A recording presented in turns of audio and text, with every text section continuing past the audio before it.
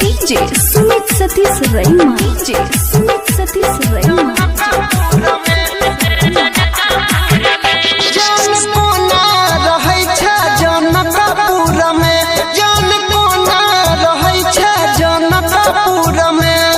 जनकपुर में गए जनकपुर में गए हमारा सदूर में जान मन नहीं लगैया जनकपुर में जान मन नहीं लगैया जनकपुर में रे जनकपुर में हाँ तोरा सदूर में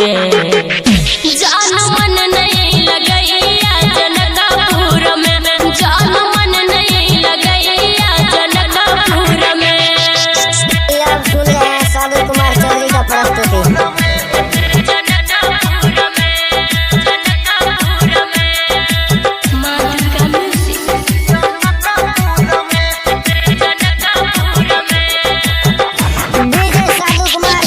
डीजे सुमित सतीश रैमा डीजे सुमित सतीश रैमा याद तोरा हमर आब छौ कि नहीं ये प्यार हमर सताब छौ कि नहीं ये जान बोलना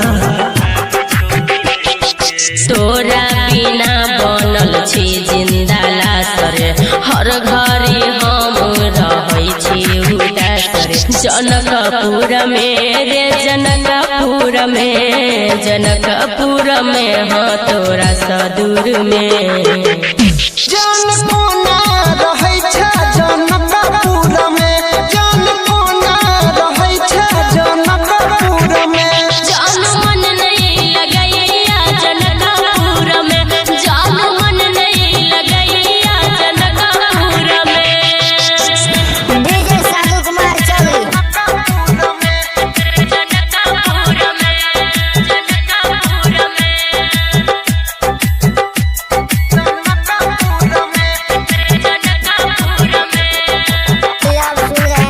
डीजे सुमित सतीश रैमा डीजे सुमित सतीश रैमा जाइए तो जान सुने दोसरा के घर गे भूल गेली तो प्यार हमर गे सुतै छी फोट तोहर रतिया में धके अनिल सनी प्रमोद कहै छियौ जनकपुर में रे जनकपुर में हाँ तोरा सदूर में